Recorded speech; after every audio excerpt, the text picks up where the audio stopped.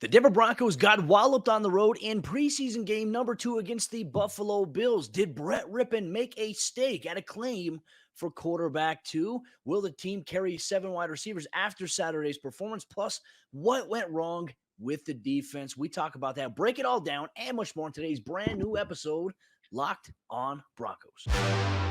You are Locked on Broncos, your daily Denver Broncos podcast. Part of the Locked on Podcast Network. Your team every day.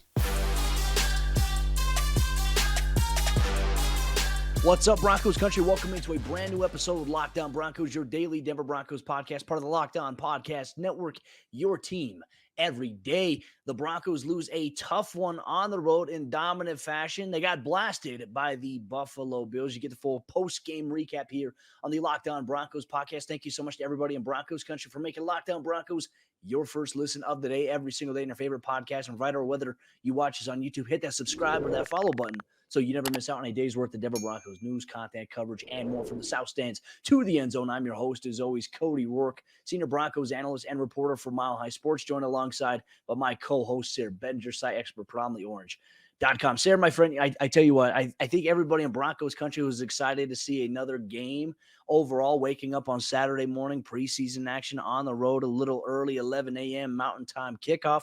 And then shortly after the first couple of possessions, they're like, all right, hey, what's going on here? The Broncos obviously get dominated by the Bills in a dramatic fashion in Saturday's preseason loss. Yeah, man, the 11 o'clock Mountain Time window just once again not being kind to the Broncos. Doesn't matter if it's on Saturday or Sunday, apparently, Cody. Yeah, I think that's, not necessarily the best time for the Broncos to be playing a football game, it seems like, these last few years. But, I mean, just in general, I mean, wow, what what an absolute embarrassment. I mean, for the Buffalo Bills to start off this game, and I say start off, it was really more so like the first 50 minutes, 6 drives, 6 touchdowns, and the Broncos really not matching them offensively. So it was a tough game. I mean, obviously after a game like this, you're looking for not necessarily just silver linings. We talk about this all the time. The preseason is really all about evaluating individual player performances. And so that's what we're going to be able to do regardless of the score of this game or the outcome. But that also means that there's not as many positive individual player performances. But I think offensively, there were a couple of things, some really nice things that we saw throughout this game from some players fighting for spots on the team. Well, let's talk about the offense here in this first portion of today's episode, Locked on Broncos here. Mike Boone, limited sample size for the Broncos, got the start on Saturday alongside Josh Johnson, and he had a couple of plays where he showcased maybe some of the things he could bring to the table for this Broncos offense this season, and I think easily clear-cut the RB3 will probably make the 53-man roster behind Javonte Williams, Melvin Gordy. He had one catch out of the backfield for a 13-yard, moved the chains here, but what was impressive to me was not only just what he did and his impressive small sample size on offense, breaking some tackles, keeping things going, but also in the return game as well. He had a 30-yard return initially at kick return for this Broncos team. I know that's one highlight we'll showcase a little bit later, but it was good to see a little bit of Mike Boone in this game. The rest of the Broncos running backs after that, I would say there's definitely a noticeable drop-off. I think so too. I think honestly, you're going to be scouring waivers or free agency for practice squad guys, even at this point. I mean, I hate Demarie Crockett was a fairly big loss, it appears. I mean, the Broncos running back depth behind Mike Boone, I don't know necessarily how much you're going to need to use that depth there, but I feel like Jaquan Hardy, Stevie Scott, they didn't really show enough in this game for me, Cody, to really say definitively, hey, those are some really good pieces for your roster to hold on to. I think at wide receiver, though, it's a completely different story. And the wide receiver position is getting to the point where it's like, how can you let some of these guys go? They've shown some really, really good stuff.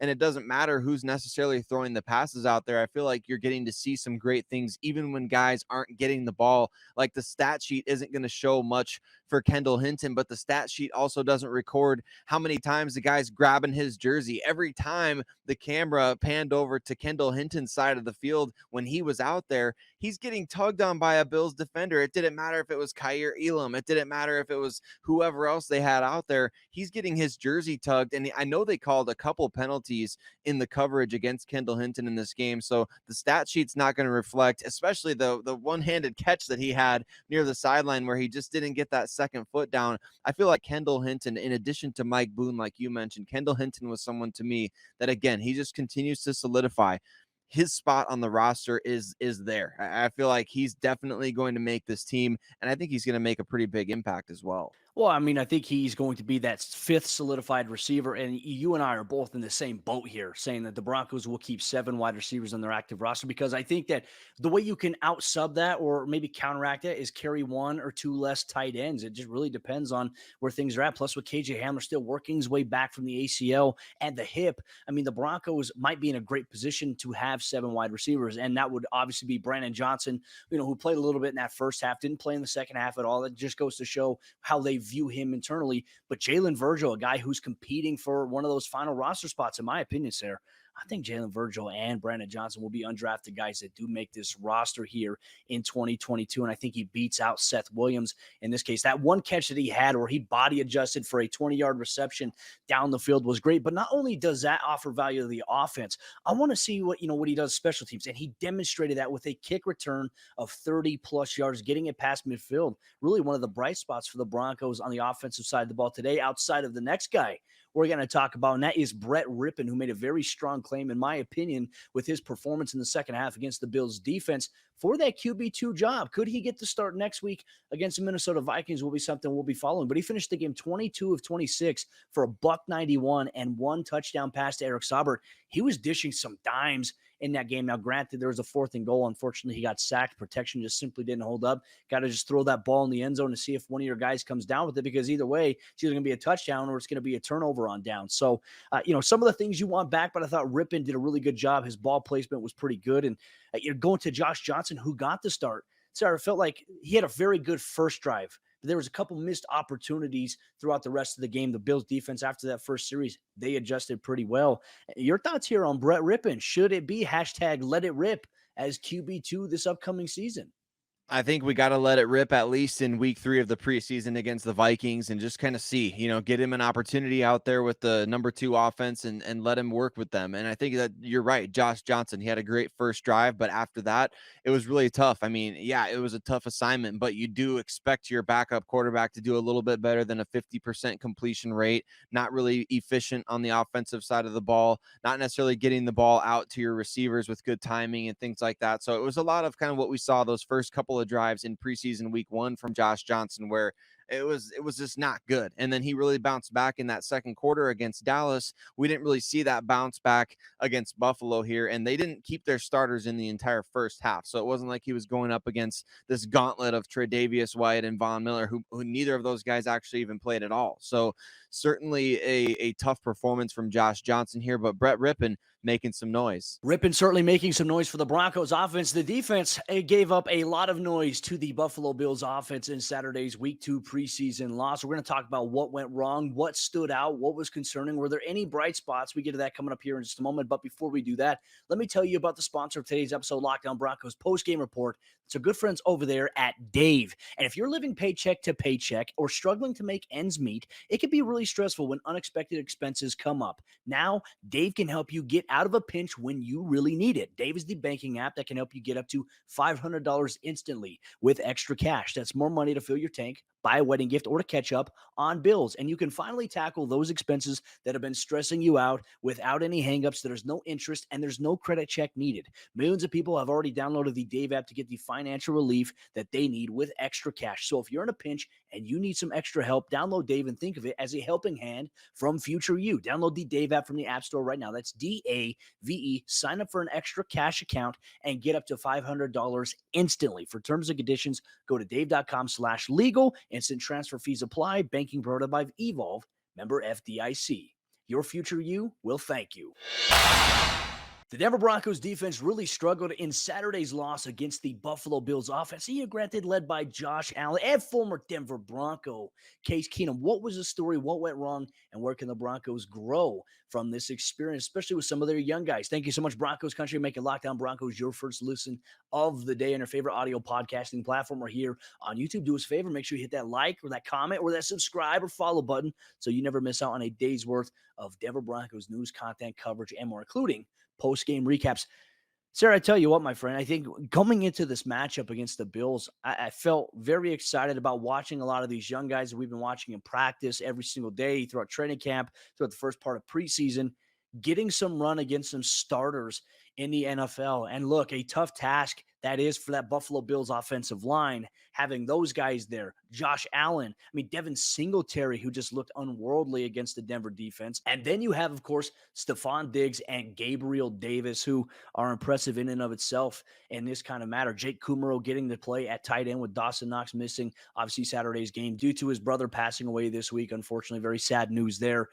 But, man, I tell you what, the Broncos defense, they just got gashed from the onset, Sayre. And this may sound surprising, but in the first half alone, they allowed over 333 total yards of Bills offense. Yeah, not a good day for the Broncos defense. And certainly they were going up against a juggernaut of an offense. The Buffalo Bills, they are talented and they're really fun to watch. When they're not playing against the Denver Broncos, I wouldn't mind having a bunch of these guys on my fantasy team, Cody.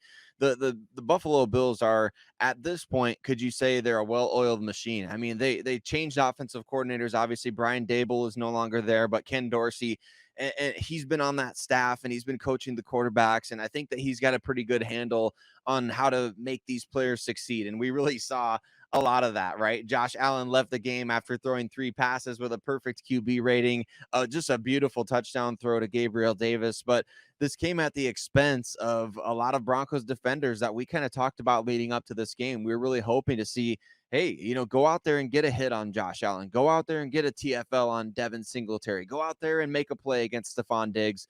Simply nobody made a play for this Broncos defense.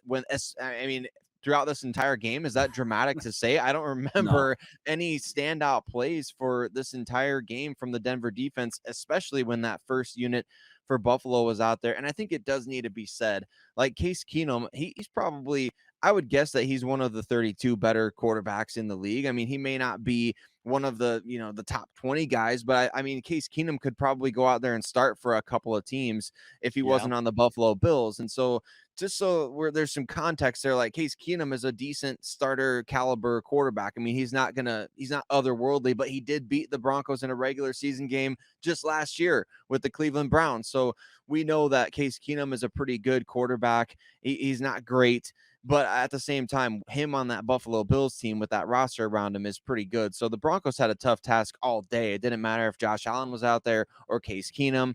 It was tough going for everybody on that roster defensively. And part of me is also thinking about it as well, going back and watching the game. It was more so Denver wasn't doing anything unique on defense. Like they were playing their base coverage, base defense, which means that their corners, they're playing the off ball and they're passing off a lot of different routes. If there's a route crossing across the middle of the field, the outside corner is going to pass it off and look for something coming back his way. It seemed like there were some miscommunication errors, but mainly I would say what kind of stood out from the very beginning, and it was a trend throughout the entire game, which led to the Buffalo Bills having 511 total yards of offense in this game, and obviously the 42-15 blowout win over the Denver Broncos here.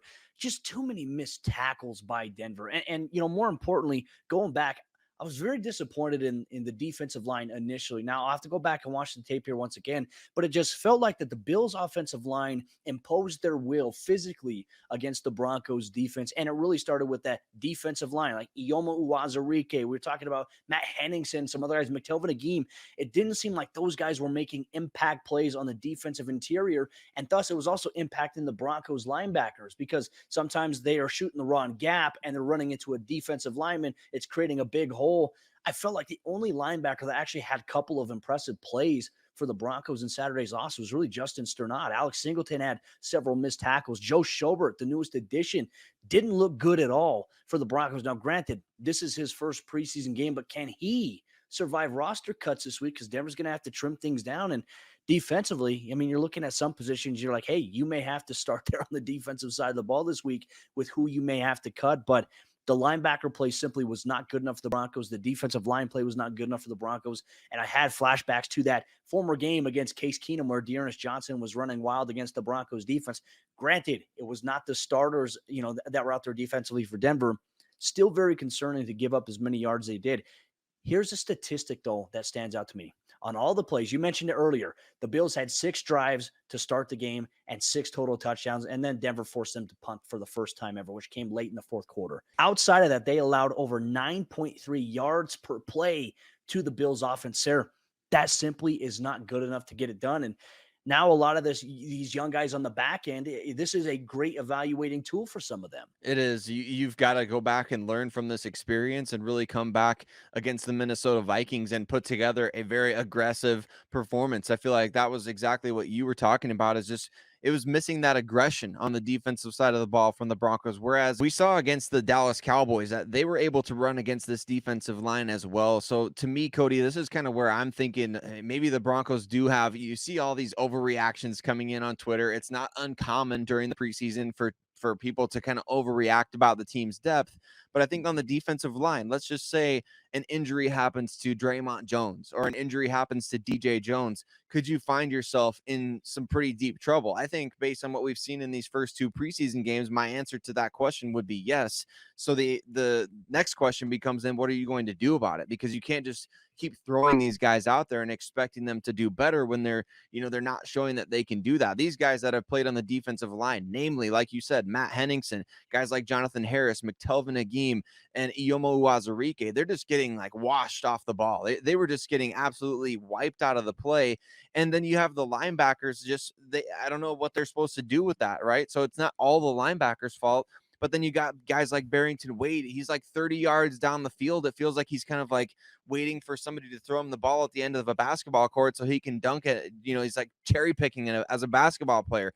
I don't know what's going on out there with these guys, but they weren't aggressive. They weren't playing instinctive. They just kind of felt like they lost that battle early on, and kind of mentally they just stayed there. So to me, Cody, this was one of the most unimpressive preseason performances from the Broncos I've seen recently. And it speaks to these guys that are fighting for roster spots. They have to be better. And the Broncos depth, I mean, is it an issue? I don't know that that's necessarily the case, but I think the guys that played in this game certainly wouldn't be good enough if a lot of them had to play regular season snaps. And I think that's the benefit to them being young, is that they can learn from this. And hopefully, as a coaching staff, you're hoping that these young players will take this type of lesson, like welcome to the NFL, young guy, and carry that over this week in practice, carry it over next week in the preseason finale against the Minnesota Vikings. Also, maybe to monitor, Kenny Young just became available. The Raiders cut him.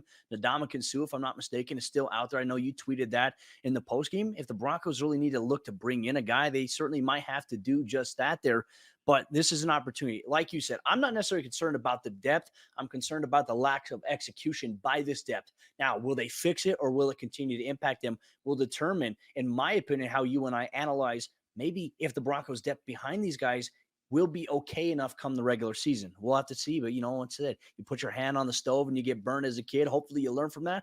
We'll see if these young Broncos defenders learn from that going into week 3 of the NFL preseason. Well, Broncos country coming up here in just a moment. We're going to get some injury updates. We're going to highlight also some other performances from Saturday's preseason loss to the Buffalo Bills. But before we do that, let me tell you about BetterHelp. And BetterHelp Online Therapy will assess your needs and can match you with your own licensed professional therapist in less than 48 hours. It's not a crisis line. It's not self-help. It's professional therapy done securely online, and it's available to people worldwide. You can schedule weekly video or phone sessions so you don't have to be on camera if you don't want to, and getting therapy every week is as easy as a few clicks on your laptop or your phone. BetterHelp is a great way to invest in yourself, and I've benefited from the last month and a half of doing therapy with BetterHelp. It makes it very easy and convenient. I just go to the app on my phone when my scheduled time is, and my therapist calls me, and we work through some things. And she also provides me with a lot of great insight and worksheets that I can take home to continue to help better myself in my day-to-day life.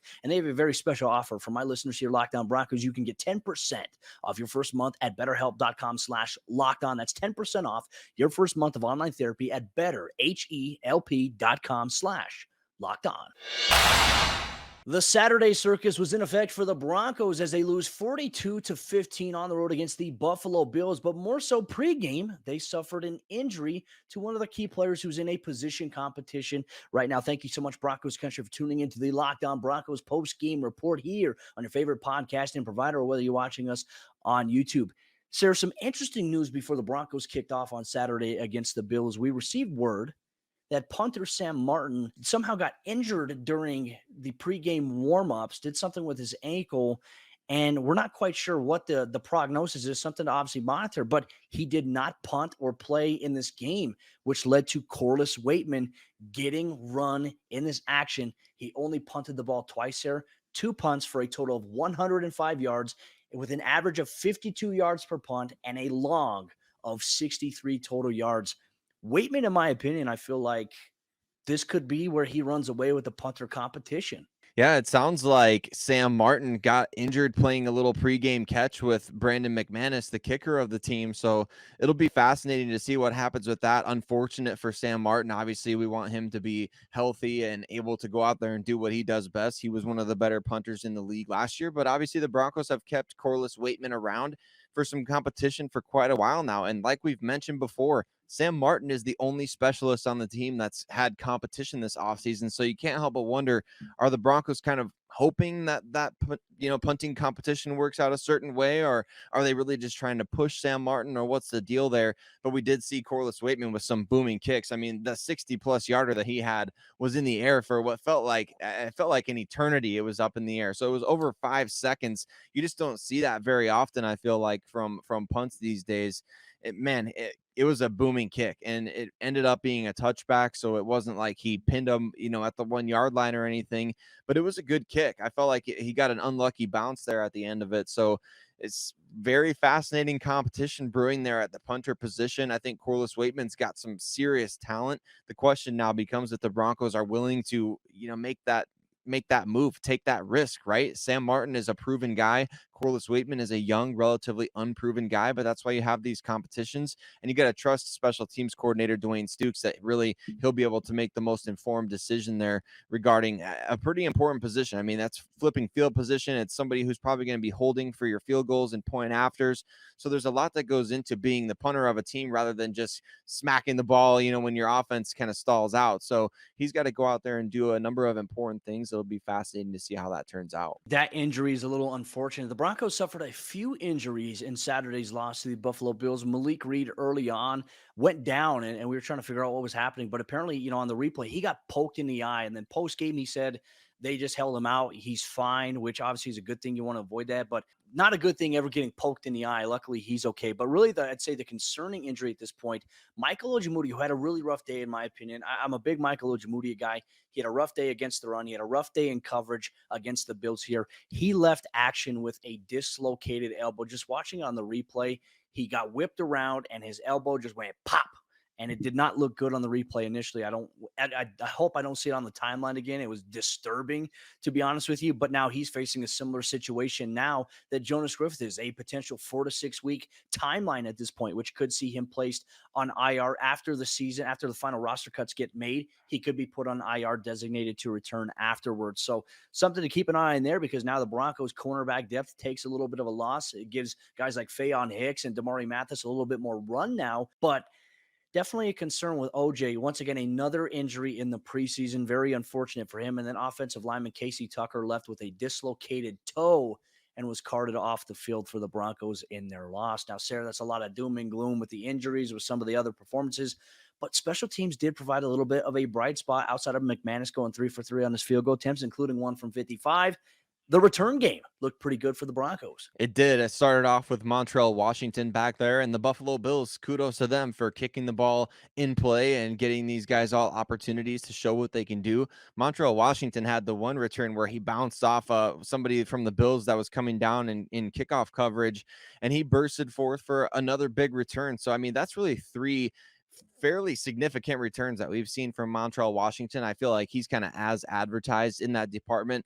Then the next guy up was Jalen Virgil, who, I mean, all this guy does in the return game is average 30 yards every return. And he had multiple 30+ yard returns for the Broncos in this one as well, showing off that speed, showing off that vision. So that's just another area that Jalen Virgil can contribute to the team, as well as Mike Boone. We knew when he came in from the Minnesota Vikings that kickoff returns were kind of part of his repertoire, and special teams in general, really part of his game. So great to see Mike Boone go out there and have a strong return as well. Trey Quinn had the one return opportunity back there. He fumbled on the return, got the ball back. So not maybe the best for him on that situation. He bounced back and had a decent game playing receiver, actually some really nice catches in the fourth quarter there from Brett Rypien. But certainly the kickoff return, unit for the Broncos, as far as guys that they can put back there and trust, between Montrell Washington, Jalen Virgil, Mike Boone, I feel like they have a pretty solid group back there of guys that could go out there and be big play threats. Well, and it certainly Kendall Hinton being one of those guys as well that could get some return run. I know he fielded a punt. I think it was the Buffalo Bills' first punt of the game. He actually fielded in the fourth quarter. Fair caught it, which was great there. But, those three guys can't be impact players at that position. I just go back to the 7 wide receiver narrative. Montrell Washington, obviously, he can impact the return game. Jalen Virgil, with what he was able to demonstrate as a return guy, I think offers value there. And I know everyone's talking about Tyree Cleveland, but Tyree Cleveland has not practiced. And granted, he suffered that injury, not necessarily his fault, but you can't make the club from the tub. And when there's other guys performing, it may make it easier for you to release a guy like Tyree Cleveland and then bring him back on the practice squad, because how many teams are going to poach him? Granted, he hasn't put anything on tape so far in the preseason. I'd say that's where the Broncos' benefit is in this situation. But Broncos country, unfortunately, the Broncos lose game 2 of the NFL preseason. You know what? At the end of the day, it's all about evaluation and being able to grow. And we'll see if the Broncos can carry over some of these valuable learning lessons from this loss into their week 3 preseason finale against the Minnesota Vikings this upcoming Saturday to close off preseason, 7:00 p.m. Mountain Time kickoff. You get all your coverage and all the lead up this week, every single day on the Locked On Broncos podcast, your team every day.